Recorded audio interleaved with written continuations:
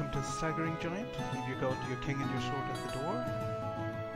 My name is Alton. You know me as the Sleeping God on Twitter, and I'm here to follow up from my Twitter poll on which subclass I should develop, or show you the logic of developing. And tonight we're looking at the Divine Domain of Shifting Sands. This is specifically around a subclass developing for the Dark Sun campaign.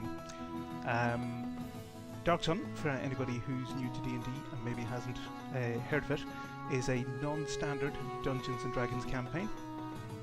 It did have a lot of the features of other campaigns like elves and dwarves and halflings, but they were all very different to what they would have been in the standard worlds. So elves were tall bandits who dashed across the desert raiding caravans. Dwarves were invariably bald, singularly focused life forms, which they had to be because if they hadn't fulfilled their life's duty when they died, they would become wraiths wandering the desert forever. And halflings were savage, living out their lives in the jungles to the west of the Ringing Mountains, and cannibals entirely as well. But they also lived alongside unusual species like Three Cretan, which were humanoid-like insect people, the Aarakocra, which we now have back in the Dungeons & Dragons 5e, and the Mole or Mule, which were half-dwarves who were bred as gladiators and slaves. Other than the halfling homeworld, there were practically no other forests in Athos, the world of Dark Sun, because it was a desert world. Wide open deserts with silt sands, in which the characters died as quickly from exhaustion and dehydration as they would from being attacked by beasts or marauders in the desert. And why is the desert? Because of magic. Magic is a destructive force in Dark Sun, and when anybody uses arcane magic, they steal the life force out of the land or out of people, as it became in the 4th edition of Dungeons & Dragons. And that is why magic is illegal in the vast majority of the world of Athos. Illegal because the land's ruled over by sorcerer kings. These were incredibly powerful scions, warlocks, warriors, warlords, who took control of city-states, where they defended their own people and ruled them with an iron hand, using their devoted followers, the Templars, almost like a cult that kept them on the throne. They were absolute despots, and this was one of the things about the world that possibly makes it, I don't know, maybe a little unpalatable to a modern taste, is that it is very much a world of unpleasant realities for people. You're most likely a slave. If you're lucky, you're freeborn. If you have magic in you, then you are going to be haunted. If you are a priest, then you're praying to an empty sky. The priests of Athos didn't follow gods, they followed ideals. In the original setting, they prayed to the elements and used fire, earth, air and water as a conduit for their magic. Why would you pray to an empty sky? Kind of not really very well explained, but the notion of praying to an ideal isn't that unusual in Dungeons & Dragons. And that's where I am tonight. Clerics can be devoted to just an ideal. They don't have to be devoted to a living, breathing god personality. So, the focus of this subclass is going to be on the ideal of protecting people in the harsh lands. And this cleric is going to be based around getting water to people, keeping people alive under that kind of heavy environment, and hopefully getting people from one place to another. Now you might wonder, well, isn't that a job for rangers and druids? And for rangers, quite possibly, but actually druids in Dark Sun would have been more focused on protecting the land, not the people. People were part of the problem. So the focus for a druid would have been to keep people away from the places that still had life and, by that extension, hope in them. So, I hope I'm coming through okay. I hope everybody can hear me okay, that the music's not too loud. And from there, I'm going to go to one of the first features for most clerics, is the domain spells. Now, obviously, domain spells are generally picked around theme, and in this one I decided to focus on water, protection, plants, and the terrain. And I hope, looking at from what we can see here, I hope that these are suitable, or that they seem suitable to people. Beast Sense would obviously be one that you would use to protect people who are travelling with you. Protection from poison, because there are a great many creatures in Athos that use poison. Control water, that would be one that you probably wouldn't use an awful lot, because obviously water is going to be a scarce resource, but hallucinatory terrain kind of fits in with the theme of a mirage in a desert, creating an image that there's something there that there isn't. Commune with nature can be a way to get out of a tight spot if you're stuck somewhere, and Insect Plague, well, that's an offensive spell because it's a dangerous place, and actually having an offensive spell to hand is possibly useful.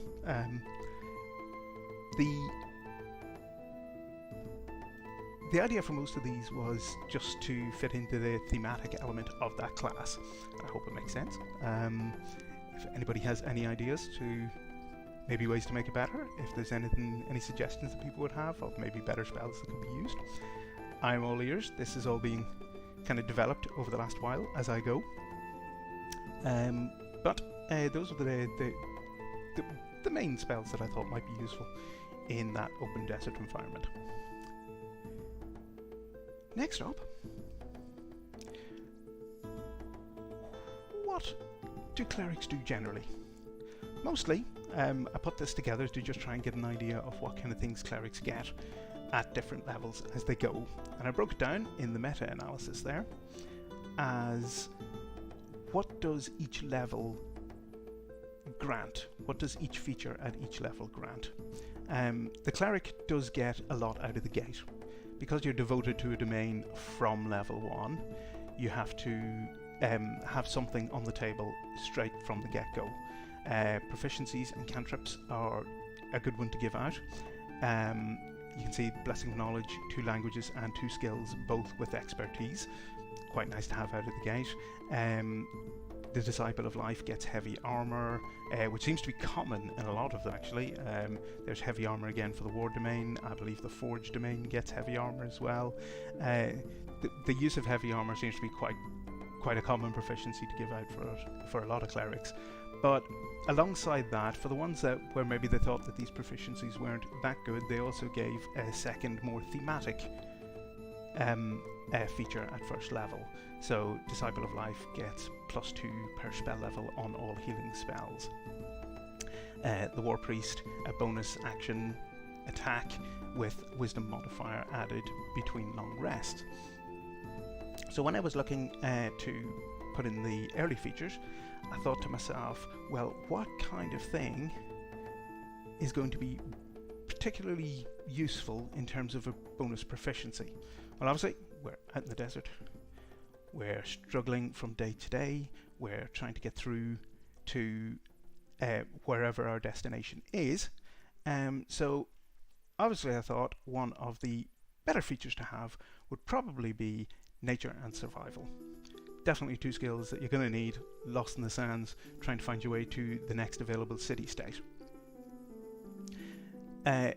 2 easy proficiencies to give. I didn't think that we would want to shift those over to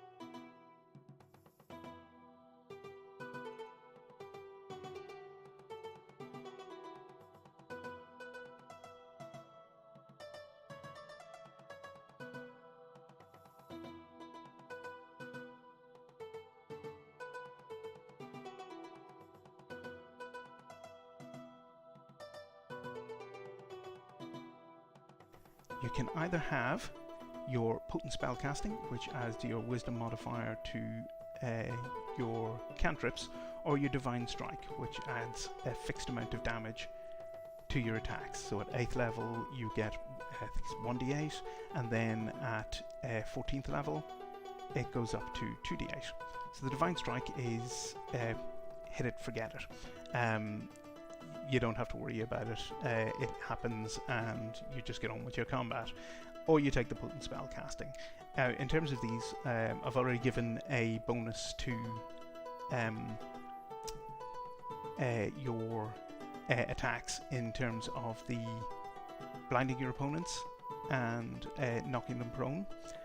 So I thought, well, in that case, maybe potent spell casting will be a fairer balance with the features that are already there.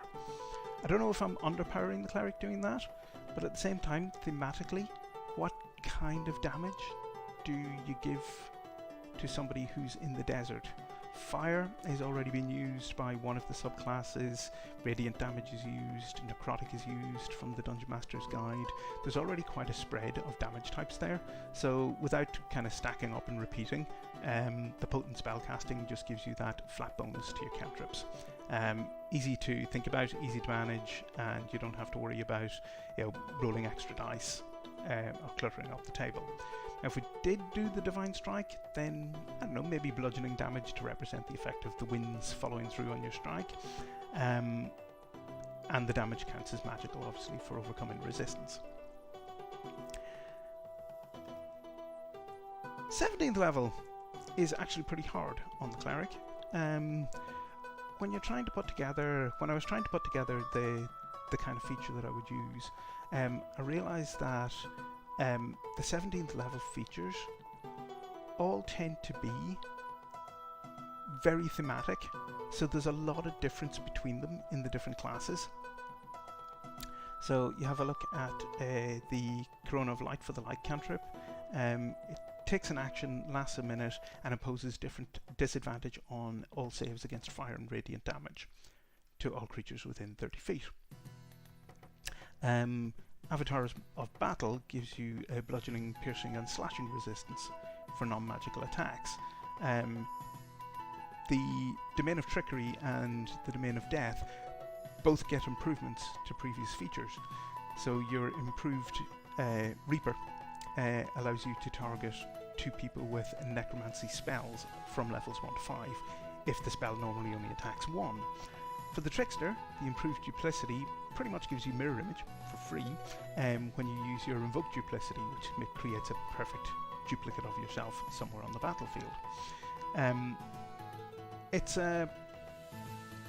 both the invoked Duplicity and the improved Duplicity are kind of very useful in that you can then use one of those images as an origin point for your spells, so you can effectively extend the range of your spells very easily by casting them through the improved Duplicity or the invoked Duplicity feature. So to me this is one of the slightly weaker ones, is Saint of the Forge, in that it really is just a replacement for the Soul of the Forge. Yeah, you get the bludgeoning, piercing and slashing on non-magical attacks, but I do wonder how many non-magical attacks you'd be facing at 17th level as a cleric. But think you can see there that there's a lot of those features that are very thematic. They're very much tied into what the class is. So I guess it comes down to a choice. One, again, that I thought up was tied to the idea of having water. This was kind of a development on the first level feature, the Blessed Dowser. Without the Blessed Dowser, it's maybe a bit more useful in that you can, have a person's water requirement for the day on your first day of travel, or your first day after you've kind of gotten to a new source of water. Again, it's a little bit kind of story dependent, whereas a lot of the other features at 17th level are very much in the moment, in the now. They are very useful on the battlefield. This seemed a little bit more of a story-like feature. Okay, we've gotten to the well, we've filled up our bottles, we only have half a water requirement for the next day. So for 17th level, it actually seemed a little bit weak. So I thought, well, okay, what else could we do? In terms of a group of people travelling in the desert, yes, there are going to be people who are going to be severely injured, possibly even killed, in the course of travel. So what do you do with those bodies? Do you just abandon them where they are and have people picking up new characters? Now, from 2nd edition, when Dark Sun first came along, there was the idea of a character tree, where you would have multiple characters, and if a character died, which in a dangerous world like Athos was kind of probably going to happen at some point, you would just think up of a story idea for one of the characters in the character tree to replace that character. Yeah, I mean, you can see here that it gives you the opportunity to keep a number of bodies maintained under gentle repose, as your wisdom modifier allows. Kind of useful if you have a way to transport them and get them back to somewhere where they can be raised, or if you have the ability yourself, which at 17th level I think a lot of clerics would have, to raise them yourself. You can't use the same feature again on a body until it's been restored to life. So once the first gentle repose has run out, then that's it, it's gone at that stage. Again, you could still use the gentle repose spell alongside that if you had more than your wisdom modifier and bodies to deal with, but I think you'd be quite unfortunate to have gotten to that point. Again, it seems useful, but it's not really a combat advantage. It's more of a kind of a story thing. So, I don't know, I'd rather give the cleric at 17th level something that's a big hitter, something that's going to really give them an advantage that they can use on a battlefield. So, the one I come up with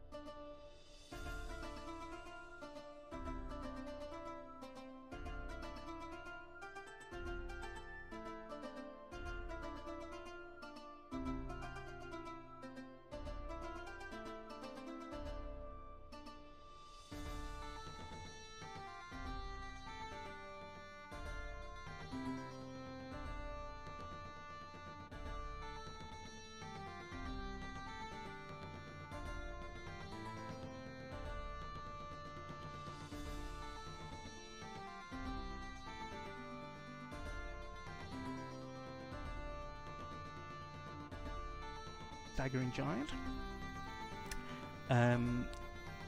That's the account that I'm going to be using for this stream going forward. And if you want to follow that account, then from midnight tonight and up until next Sunday, anybody who's following me by midnight GMT next Sunday, I will be picking one person out of those names, and they are going to get a set of rainbow dice from D&Dice UK.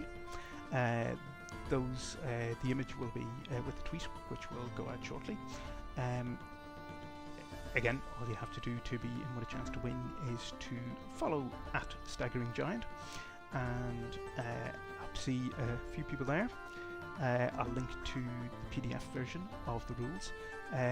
Again, welcome comments. I'll welcome feedback. I'll pin a tweet at Staggering Giant where people can put the responses to this. And during the week, I'm going to put a poll up for the kind of for the next subclass that I want to look at. So next time I'm here, which will be next Monday at the same time, any suggestions that have come in, if I think any of them are good, I'll incorporate them into it. Again, criticism is always welcome. If you think any of the features are too weak or too powerful, yeah, let me know. And I'll put a poll up during the week with what I'll be covering next week. It was kind of neck and neck for a while between this subclass and an Ancestral Curse Sorcerer, so that one will probably be back in the poll next week. I was also looking at the possibility, with Dark Sun in particular, psionics is a big deal in that world. Almost every creature will have, at the very least, a talent that they can use. So being psionic and being able to counter that, kind of important in the Dark Sun world. So I was looking at the possibility of maybe a barbarian that has trained to focus their rage into either protecting them from psionic features from other creatures, or into driving psionic features itself, either as attack features or as ways to bolster their companions in battle. That would be one of the possibilities. Third one, it would also be on a Dark Sun theme, and that would be, as I mentioned, arcane magic is damaging to the land, and traditionally in the Dark Sun world there were defilers who didn't care, and they sucked the power out of the land, they sucked the life force out of the land and used it to power themselves. Initially that just meant that they used less experience to go up levels, but I was thinking maybe in terms of developing a defiler who kind of traps that energy in themselves and uses it to power more spells, kind of like a sorcerer uses their spell points to generate new spell slots. So that's another possibility for next week, but again, have a look at Staggering Giant, and I'll put a new poll up during the week. If anybody wants to respond to that, if you want to retweet it and promote it, and then when we come back next week, any comments, any reviews that I've made to this class, I'll let you know. Go through it a little bit briefly, and then we'll get into whatever wins the poll for next week. I hope everybody's enjoyed this. I hope it's been useful. I hope it's been entertaining, and if you want to use the PDF, if you want to take it in for a playtest, give it a spin, let me know how it went. Let me know what worked and what didn't. I'm Alton, I'm the Sleeping God. It's been a pleasure having you. Thank you everybody, and good night.